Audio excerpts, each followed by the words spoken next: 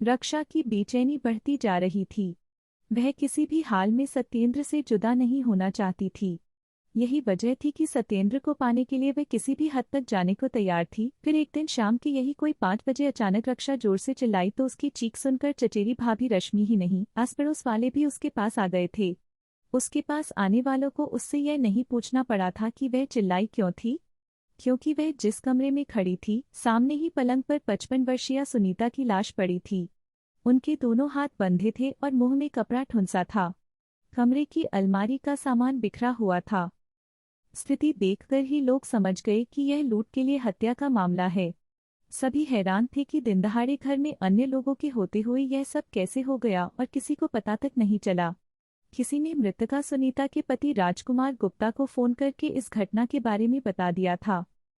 आते ही राजकुमार गुप्ता पड़ोसियों की मदद से पत्नी सुनीता को इस उम्मीद से मोहल्ले के ही शांति मिशन हॉस्पिटल ले गई कि शायद उनमें अभी जान शेष हो, लेकिन अस्पताल के डॉक्टरों ने उन्हें मृत घोषित कर दिया। घटना की सूचना पुलिस को भी दे दी गई थी, लेकिन घंटा भर गुजर जाने के बाद भी पुलिस घटनास्थल पर नहीं पहुंची। मजबूरन राजकुमार गुप्ता को थाना नौबस्ता जाकर हत्या और लूट की जानकारी देनी पड़ी। इसके बाद थाना प्रभारी आलोक यादव अधिकारियों को घटना की सूचना देकर पुलिस टीम के साथ घटनास्थल पर जा पहुंचे। उनके पहुंचने के थोड़ी देर बाद ही एसएसपी यशस्वी यादव तथा अन्य अधिकारी भी घटनास्थल पर पहुंच गए। मामला पेचीदा और रहस्यमय लग रहा था, इसलिए सबूत जुटाने के लिए फोरेंसिक टीम को भी बुला लिया गया था। फोरेंसिक टीम ने अपना काम कर लिया तो अधिकारियों ने कमरे में जाकर लाश का निरीक्षण शुरू किया। कमरे में रखी लोहे की अलमारी खुली पड़ी थी। उसमें रखे गहनों के डिब्बे और सामान इधर-उधर बिखरा पड़ा था। गहने और अलमारी में रखी रकम गायब थी। घटनास्थल और शव का निरीक्षण करने के बाद पुलिस ने पंचनामा तैयार कर शव को पोस्टमार्टम के लिए भिजवा दिया। इसके बाद पूछताछ शुरू हुई। पुलिस को जब पता चला कि घटना के समय मकान के पीछे वाले कमरे में मृतका की बहू रश्मि और भतीजी रक्षा लैपटॉप पर शादी की वीडियो देख रही थी तो यह बात पुलिस के गले नहीं उतरी, क्योंकि आगे वाले कमरे में लूट और हत्या हो गई और पीछे के कमरे में मौजूद इन दोनों महिलाओं को इसकी भनक तक नहीं लगी थी। पुलिस ने दोनों से काफी पूछताछ की। इसकी एक वजह यह भी थी कि बहू अभी नवविवाहिता थी।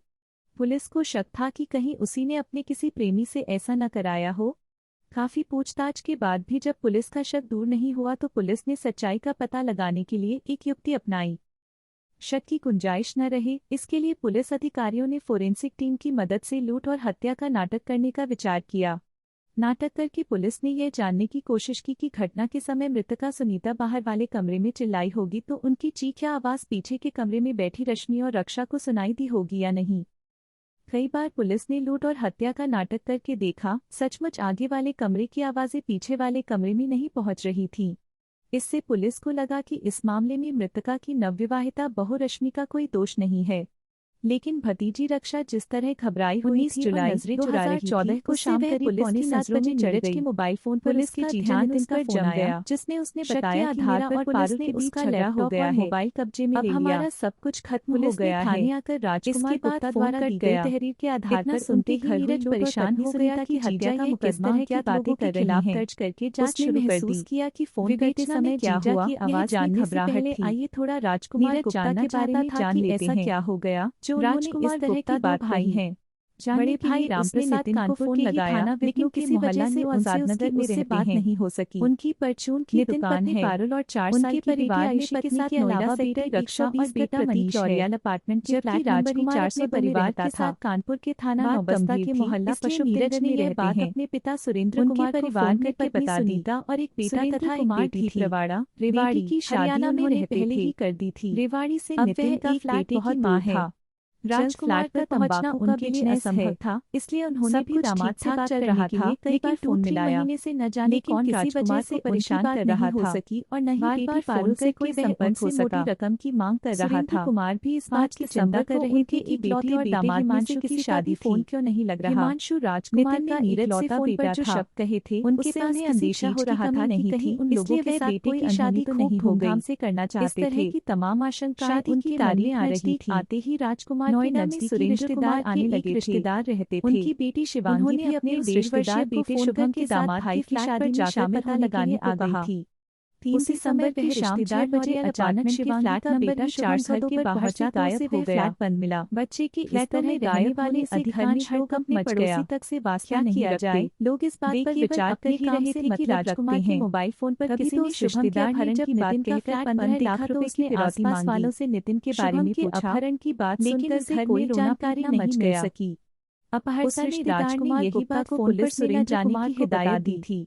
फ्लैट बंद कुछ लोगों के कहने पर वह अपने रिश्तेदारों के साथ थाना नौबस्ता जा पहुंचे। चले गए। उन्होंने थाना प्रभारी सदस्य मोबाइल नंबर जिससे फिरौती के लिए फोन आया था चुकी थी। बच्चे को अपहर्ताओं से मुक्त कराने की गुजारिश करने के अलावा कोई दूसरा चारा नहीं बच्चे को मुक्त कराने की गुजारिश कर ही रहे थे कि जाकर बेघर से फोन का पता लगाने का निश्चय किया। आदमी बच्चे को मोटरसाइकिल से घर के सामने छोड़ गया है।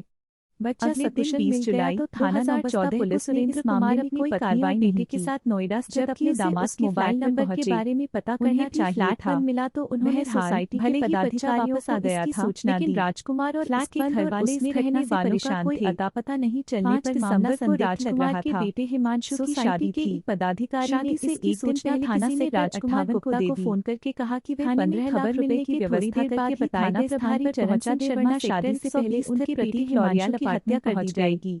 तब सोसाइटी वाले पुलिस के साथ फ्लैट तक ले गए जिसमें नितिन के मद्देनजर राजकुमार गुप्ता ने एक बार फ्लैट थाना दरवाजा बंद पुलिस को 15 लाख की अवैध वसूली वाले फ्लैट के बारे में बताया था। उसके बाद सुरक्षा का आग्रह किया। बच्ची का पता लग सकता था। नौबस्ता पुलिस ने राजकुमार की रिपोर्ट दर्ज की और थाना प्रभारी बताए फोन नंबरों के ताला तोड़कर अंदर घुसे तो उन्हें तेज बदबू का एहसास हुआ। हिमांशु का विवाह फ्लैट का नजारा हो गया वाला था। हरा गई जमीन पर बिछे गद्दे पर राजकुमार 4 साल की बीती घटनाओं को भूलकर अपने कामकाज में लग गए। लाश देखकर सुरेंद्र कुमार और 4 जनवरी को भी राजकुमार गुप्ता अपनी दुकान पर चले गए। लाश मिलने के बाद पुलिस ने सुनीता और बहुरश्मि फ्लैट की लॉबी में पहुंची। मकान कुर्सी पर 28 वर्षीय राजकुमार की विधवा भाभी लेकिन नितिन फ्लैट में बेटे सत्यम के साथ रहती थी। दोनों लाशों से तेज बदबू आने से लग रहा था कि बेटी रक्षा कई दिनों पहले की गई थी। आगे वाले कमरे में सुनीता आराम कर रही थी। फर्श पर फूल के धब्बे थे कि वह हिमांशु के हाथ पर भी कटने का निशान था। वहाँ वह लैपटॉप पर उसकी शादी लग रहा था देखने लगी। हत्या चाकू से की गई थी और आसपास रक्षा अपने घर जाने के लिए जब बाहर वाले कमरे से नितिन के गायब होने से सब चाची अनुमान था कि बेड पर भाई पड़ी दिया होगा।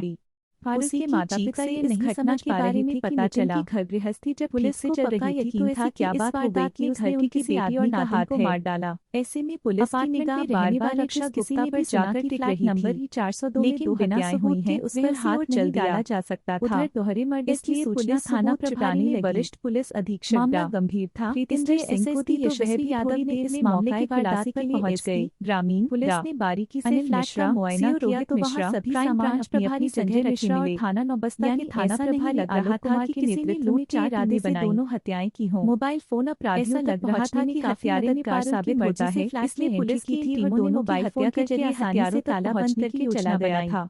पुलिस हत्यारा पारुल सुनीता रश्मि और रक्षा के मोबाइल फोन नंबरों की पारुल का पति नितिन गायब था। इसलिए पारुल के घर वालों को पुलिस ने मोबाइल नंबरों को सर्वेलेंस पर लगा दिया जिन पर उसे संदेह हुआ। मौके से जरूरी रक्षा के नंबर की दोनों लाशों का पुलिस को एक नंबर ऐसा मिला जिस पर घटना के बाद तक उसका संपर्क बना रहा था। आधार पर पारुल के पति नितिन रोहिला के मोबाइल नंबर बंद हो गया था कि पुलिस ने आवश्यक कार्रवाई शुरू कर दी। गुप्ता पर शक और बढ़ गया कि रोहतक के रहने वाले नितिन रोहिला के आधार पर 2000 समय से 2 घंटे पहलेवाड़ी के रहने वाले सुरेंद्र कुमार क्षेत्र के सभी मोबाइल टावरों का पूरा विवरण ग्रेटर नोएडा के सूरजपुर स्थित यामाहा किया गया तो रक्षा की उस नंबर से घटना के पहले और बाद में बातचीत होने की पुष्टि तो हुई ही उस नंबर की पारुल और नितिन की गृहस्थी पाई गई। हंसी खुशी से बीत रही थी। जांच में यह भी पता चला कि कुछ दिनों बाद पारुल को एसएमएस मां बने थे जिसका नाम आयुषी रखा। पुलिस ने उस नंबर के बारे में पता किया तो जानकारी खुश थे। वह नंबर सत्येंद्र यादव नोएडा के सेक्टर 100 मोहल्ले का रहने वाला था। अपार्टमेंट में एक फ्लैट किराए पर ले रखा था। घटना के पहले और बाद में रक्षा और बेटी के साथ रहता था। मैसेज किए थे तो पुलिस ने रक्षा के मोबाइल का इनबॉक्स देखा। ड्यूटी पर जाने के बाद कोई मैसेज नहीं था। घर पर मस्त रहती थी। इसका मतलब उसने मैसेज डिलीट कर दिए थे। तलाश में जुट गई। पुलिस ने बहाने से यामाहा का मोबाइल नौकरी करता था भी चेक किया। वहां जाकर पुलिस ने सारी मैसेज जानकारी कर दिए थे। 17 जुलाई को नितिन में तबीयत खराब होने की बात कहकर तो उन मैसेज मना कर दिया जा सकती है। यानी वह पुलिस को लगा कि अगर मैसेज रिकवर हो जाए तो नहीं आया था। हत्या का खुलासा हो सकता है। आयुषी के शव देखकर लग रहा था ऐसा कि ही हुआ। हत्याएं 3-4 दिन पहले की गई थी। राजकुमार के घर हुई नितिन हत्या का खुलासा हो गया। पुलिस का शक नितिन की तरफ और बढ़ गया। मैसेज द्वारा चाचा के घर की जानकारी दी हत्या करने के बाद वह फरार हो गया है। लूटपाट कराई थी। पुलिस ने उसके मोबाइल फोन मैसेज रिकवर कराए। इस प्रकार थे उसके बारे में कोई सुराग मिल सके। थोड़ी देर पहले रक्षा ने सत्येंद्र को मैसेज किया था। चाची घर पर रात अभी मत आना। को खबर मिली कि नोएडा ग्रेटर नोएडा एक्सप्रेस से किया था।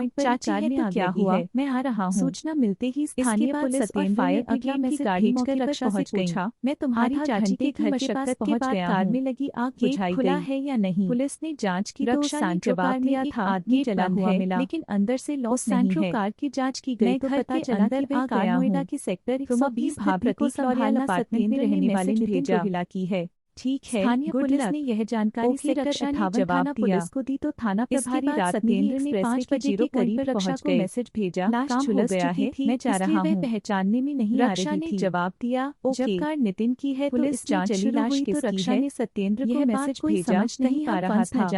कहीं ऐसा तो नहीं कि पत्नी और गवाही की हत्या करने के बाद नितिन ने अपने जीवन में उसे तसल्ली दी हो।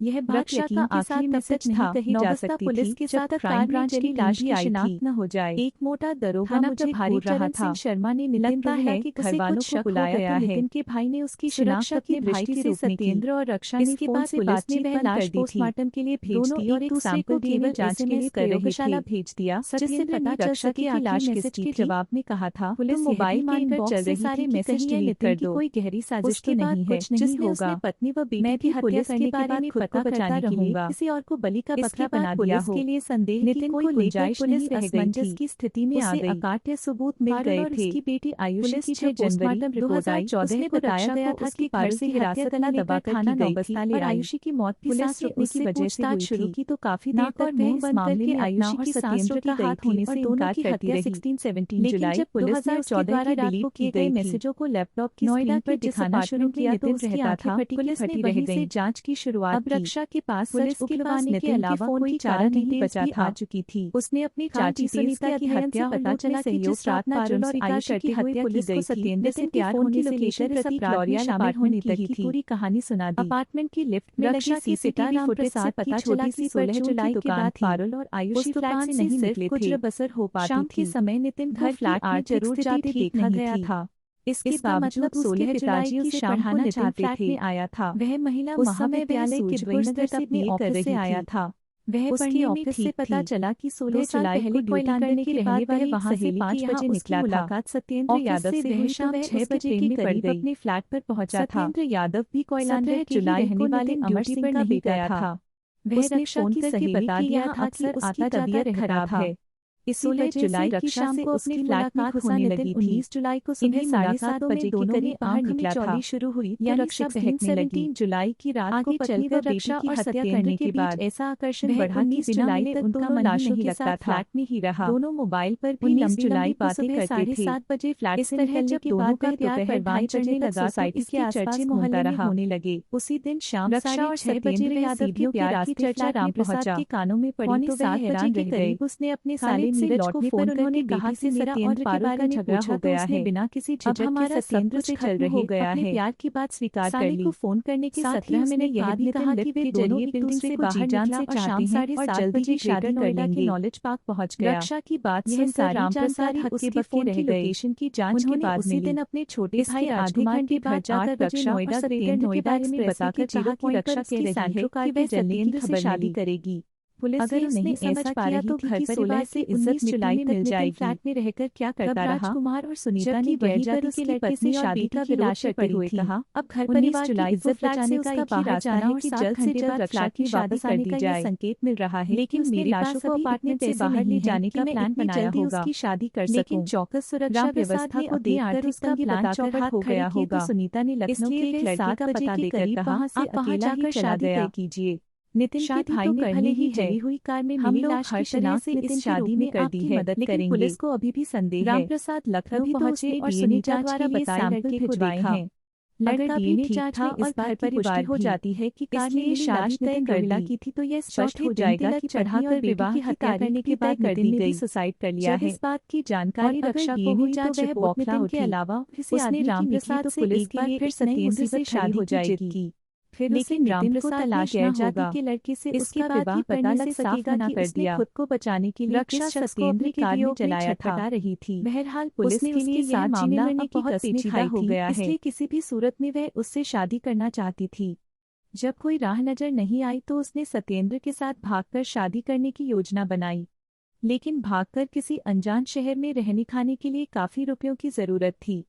इतने रुपए न सत्येंद्र के पास थे न रक्षा के पास। रुपए कहाँ से आए, दोनों इस बात पर विचार करने लगे। अचानक रक्षा के दिमाग में आया कि उसके चाचा राजकुमार गुप्ता के पास बहुत पैसा है। वह हमेशा घर पर 20-25 लाख रुपए रखे रहते हैं। अगर किसी तरह वे रुपए उसके हाथ लग जाएं तो वह आराम से सत्येंद्र के साथ भागकर अपनी अलग दुनिया बसा सकती है। रक्षा ने जब इस बात पर सत्येंद्र से सुझाव मांगा तो उसने भी हामी भर दी। इसके बाद दोनों किसी भी तरह राजकुमार के घर से रुपए उड़ाने की कोशिश करने लगे। जैसे जैसे विवाह की तारीख 24 फरवरी 2014 नजदीक आती जा रही थी, रक्षा की बेचैनी बढ़ती जा रही थी। वह किसी भी हाल में सत्येंद्र से जुदा नहीं होना चाहती थी। यही वजह थी कि सत्येंद्र को पाने के लिए वह किसी भी हद तक जाने को तैयार थी। उसने चाचा के घर से लाखों रुपए उड़ाने की जो योजना बना रखी थी, उसके लिए मौका नहीं मिल रहा था। वह चाहती थी कि किसी तरह का खून खराबा भी न हो और चाचा के घर रखे रुपए भी मिल जाएं। इसके लिए वह लगातार चाचा के घर पर नजर रख रही थी। राजकुमार अपने एकलौते बेटे हिमांशु की शादी में लगे थे। शादी में शामिल होने के लिए उनकी बेटी शिवांगी अपने 1.5 वर्षीय बेटे शुभम के साथ मायके आई तो मौका देखकर रक्षा ने उसके बेटे का सत्येंद्र द्वारा अपहरण करा दिया और 15 लाख रुपए की फिरौती भी मांगी। लेकिन जब राजकुमार पुलिस के पास पहुंच गए तो डरकर रक्षा ने सत्येंद्र को फोन करके बच्चे को वापस छोड़ने को कहा। अपहरण के लगभग 1.5 घंटे बाद सत्येंद्र मोटरसाइकिल से शुभम को गली में छोड़ गया। इस तरह रक्षा और सत्येंद्र की यह योजना असफल हो गई। इसके बाद रक्षा के इशारे पर सत्येंद्र ने राजकुमार को फोन करके हिमांशु की हत्या करने की धमकी देकर 15 लाख रुपए मांगे, लेकिन इसमें भी सफलता नहीं मिली। हिमांशु की शादी हो जाने के बाद राजकुमार रक्षा की शादी की तैयारी करने लगे। रक्षा की फोन पर सत्येंद्र से बात होती ही रहती थी। वह उससे जल्दी कुछ करने को कहती रहती थी क्योंकि वह उससे किसी भी हाल में जुदा नहीं होना चाहती थी। जैसे जैसे दिन गुजर रहे थे, दोनों की पीड़ा और तनाव बढ़ता जा रहा था। इस स्थिति में जब रक्षा और सत्येंद्र को लगा कि वे राजकुमार के घर रखी नकदी नहीं उड़ा सकते तो उन्होंने लूट की योजना बना डाली। उसी योजना के मुताबिक रक्षा उस दिन अपना लैपटॉप लेकर दोपहर 1 बजे अपने चाचा राजकुमार के घर जा पहुंची। उसने अंदर वाले कमरे में हिमांशु की पत्नी रश्मि को उसके विवाह की वीडियो दिखाने के बहाने उलझा लिया तो सत्येंद्र ने मैसेज भेजकर उसे बता दिया कि वह घर के बाहर आ गया है। मैसेज देखकर रक्षा ने लैपटॉप की आवाज़ तेज कर दी। जब काम हो जाने का सत्येंद्र का मैसेज आया तो रक्षा 5 बजे के आसपास अपने घर जाने के लिए चाची वाले कमरे से निकली। वहां उनकी लाश देखकर वह चीख पड़ी। उस पर किसी को शक न हो इसलिए उसने दौड़ दौड़ कर यह बात सभी को बताई। रक्षा से पूछताछ के बाद पुलिस ने उसके प्रेमी सत्येंद्र को गिरफ्तार कर लिया। पूछताछ में सत्येंद्र ने बताया कि उसने ये लूट और हत्या अपने दोस्त विवेक और मनोज के साथ मिलकर की थी। पुलिस ने तुरंत विवेक और मनोज के घर छापा मारा। विवेक तो पुलिस के हाथ लग गया, लेकिन मनोज फरार होने में कामयाब हो गया था। पूछताछ में रक्षा के प्रेमी सत्येंद्र यादव ने पुलिस को बताया कि वह कोयलानगर के शिवपुरम के रहने वाले अमर सिंह यादव का बेटा है। उसके पिता पीएसी में सिपाही हैं, जो इस समय इलाहाबाद में तैनात हैं। उसका बड़ा भाई जितेंद्र ऑर्डिनेंस फैक्ट्री में नौकरी करता है, जबकि वह बीएससी करके नौकरी की तलाश में था। उसने पुलिस भर्ती की परीक्षा भी दे रखी थी। उसे उसी परीक्षा के परिणाम का इंतजार था, लेकिन उसके पहले ही उसने अपनी प्रेमिका रक्षा के लिए अपना भविष्य ही नहीं, जिंदगी भी दांव पर लगा दी। सत्येंद्र ने पुलिस को बताया था कि वह सिर्फ लूट के लिए आया था। इसके लिए उसने पहले विवेक और मनोज को भेजा था। दोनों ने अंदर जाते ही धक्का मारकर सुनीता को गिरा दिया और उनके मुंह में कपड़ा ठूंस दिया, जिससे वह चिल्ला न सकें। उनके हाथों को बांधकर उन्होंने उन्हें वैसे ही छोड़ दिया, लेकिन उन्होंने उसे देख लिया तो अपने बचाव के लिए उसे सुनीता की हत्या करनी पड़ी। क्योंकि वह उसे पहचानती थी, उसने उनके मुंह पर तकिया रखकर उन्हें मार दिया था। इंटरमीडिएट में पढ़ रहा विवेक भी कोयलानगर का रहने वाला था। वह सत्येंद्र का गहरा दोस्त था। सत्येंद्र के कहने पर वह पैसों के लालच में उसके साथ लूट की इस योजना में शामिल हो गया था। पूछताछ के बाद पुलिस ने सत्येंद्र और विवेक की निशानदेही पर 10,000 नकद, करीब 10 लाख के गहने और सुनीता का मोबाइल फोन बरामद कर लिया। माल बरामद होने के बाद पुलिस ने 7 जनवरी को दोनों को अदालत में पेश किया, जहां से उन्हें जेल भेज दिया गया। कथा लिखे जाने तक मनोज पकड़ा नहीं जा सका था।